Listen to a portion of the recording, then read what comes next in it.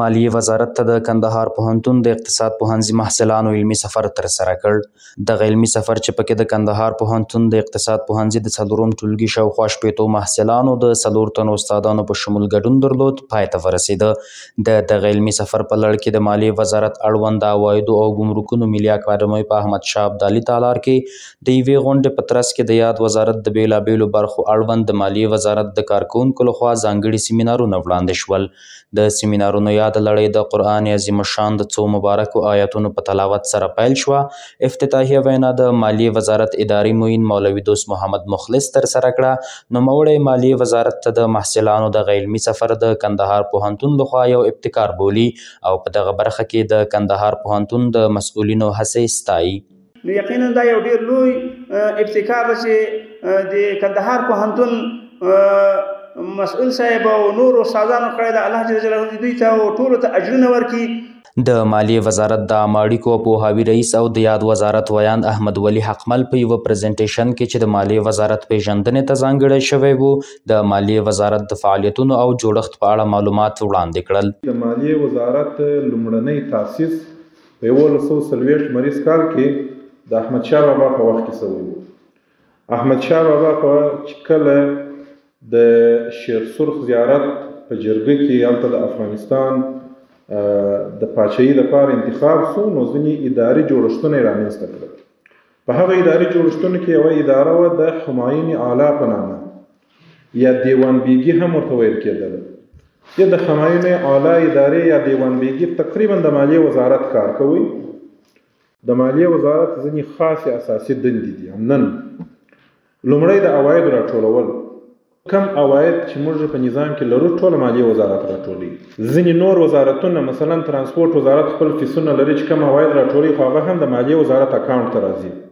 بیا د دغه عواید ټوله د بودیجې د لارې مصرفول، د بودیجې جوړول او بیا د هغه مصرفول دا هم د مالیې وزارت کار دی. دریم اساسي کار دی د لوی اقتصاد چې د هیواد په سطحه لوی اقتصادي او مالی پالیسي جوړول، د هغو څارل، د هغو تطبیقول، دا ټوله د مالیې وزارت وظیفه ده. او څلورم د ټوله امارتي یا دولتي ملکیتونو اداره کول. د عوایدو د حقوقي خدمتونو او پالیسۍ رئیس ندا محمد صدیقي د مالیاتو د ډولونو، نورمونو، پروسو، الکترونیکي سیستمونو او د عوایدو د راټولېدو پر څرنګوالي او میکانیزم محصلانو ته پریزنټیشن وړاندې کړه او د مالیاتو په اړه یې د هغوی پوښتنې ځواب کړې. مالیه یو الزامي ورکړه ده چې د دولت له طرفه څخه له حقیقي او غیر حقیقي اشخاصو څخه په داسې شکل اخیستل کېږي چې په مقابل کې هیڅ خدمت نه ورته ارائه کېږي. د هیڅ خدمت د ارائه کېدو څخه هدف دا دی چې له احمد څخه مالیه واخیستله، د دغې مالیې په مقابل کې احمد ته خدمات نه ارائه کېږي، بلکې دغه مالیه راځي بودیجې ته ویلېږي، د بودیجې له لارې ټول نظام ته خدمات ارائه کوي او الزامي ورکړه ده لازمن به یې ورکوي. په دې کې بیا عدالت اجتماعي یا اجتماعي او ټولنیز عدالت په نظر کې نیول شوی دی. کاکا زوی، ماما زوی، خاله زوی په دې کې بیا نه ځایېږي. تر ټولو ښه خبره دا ده چې زموږ ټول مالیات یوه روپۍ هم په فزیکي ډول نه راټولېږي، بلکې لکه اکمل صاحب اشاره وکړله د سکټاس سیستم له لورې راټولېږي. هر شخص ته موږ د سکټاس سیستم څخه تعرفه پرنټوو، هغه شخص خپله تعرفه اخلي، ځي په بانک کې خپلې پیسې تحویلوي. د ګمرکونو د تعرفې رئیس عبدالرحمن وقات د یاد علمي سفر په لړ کې د افغانستان د ګمرکونو د فعالیتونو، خدماتو او د ګمرکونو د برخو په تړاو معلومات په تالار کې د ناستو محصلانو سره شریک کړل. بل ریاست د تعرفې ریاست ده. د تعرفې ریاست لکه څنګه چې تاسو نن سره اشنا یې، هر هیواد ځان ته د تعرفو یو سیستم لري چې په صادراتي او وارداتي اموالو باندې د هغو د محصول ټاکي. همدارنګه په دې سره په څنګ کې موږ د پراختیا او ملاتړ ریاست لرو چې دا د ګمرکونو په عصري سازي او د پروژو په تطبیق او د حفظ و مراقبت ته کوم کارونه چې مربوط کېږي دا ریاست مدیریت کوي. بل موږ عملیاتي معاونیت لرو. عملیاتي معاونیت کې موږ د سیستمونو ریاست لرو. لکه موږ په ګمرکونو کې نړیوال سیستم لرو چې د اسیکورا سیستم په نامه یادېږي. موږ د سیستمونو په ریاست د سیستمونو په نامه یو ریاست لرو چې دا د اسیکورا اړوند چارې ټولې تنظیموي، د هغه پراختیا، د هغه تخنیکي اړخ، همدارنګه په دې کې که موږ کوم نوآوري کوو یا د خپل غوښتنو مطابق کسټمایز کوو، دغه ریاست دا کارونه مدیریت کوي. د مالیې وزارت د خزاینو لوی ریاست ارشد کارپو سلطان احمد احمدي د ملي بودیجې د جوړولو او لګښتونو اړوند تفصیلي معلومات محصلانو ته وړاندې کړل.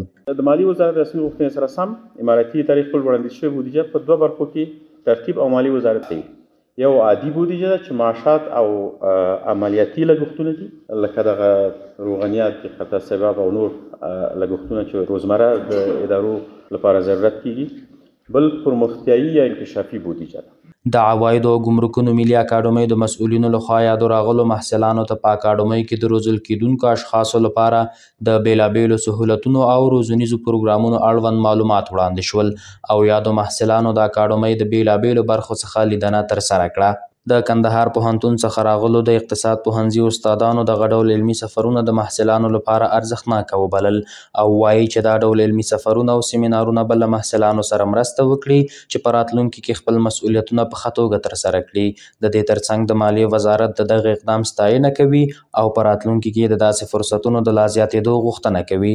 نو د مالیې وزارت څخه مو همدا غوښتنه ده تر څو زموږ د یوازې نه زموږ د پوهنځي او زموږ د پوهنتون سره د ټولو پوهنتونونو سره MOU لاسلیک کړي او تړونونه ورسره وکړي تر څو هر سیمستر کې 2 3 4 همداسې سیمینارونه دایر کړل شي، همداسې علمي سیرونه دایر کړل شي تر څو دغه د محصلینو او د زده کړیالانو هغه ظرفیت لا نور هم لوړ شي.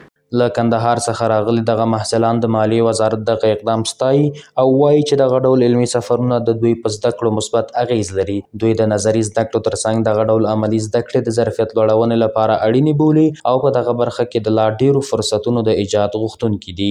وزارت مالیه آمدیم با اکادمی گمرکات و مالیات که اینجا ما از سیستم ها و از بخش هایی که آنها برای گمرکات استفاده میکنن ما از اینجا دیدن نمودیم و سیستم هایی که از گمرکات استفاده میکنن که یک از او اسکودا بود که از اینا دیدن کردیم و بخش های دیگه که چگونه اینا در گمرکات نظارت میکنن، چگونه مواد و صادراتی که در افغانستان صورت میگیره از صادرات و واردات اینا گمرکات محصولات و اینا را نظارت میکنن. د مالیې وزارت اړوند د عوایدو او ګمرکونو ملي اکاډمۍ ته د کندهار پوهنتون د اقتصاد پوهنځي د محصلانو د علمي سفر په پای کې محصلانو ته د عوایدو لوی ریاست له لوري ځانګړې تحفې وویشل شوې او په خوښۍ سره رخصت شول.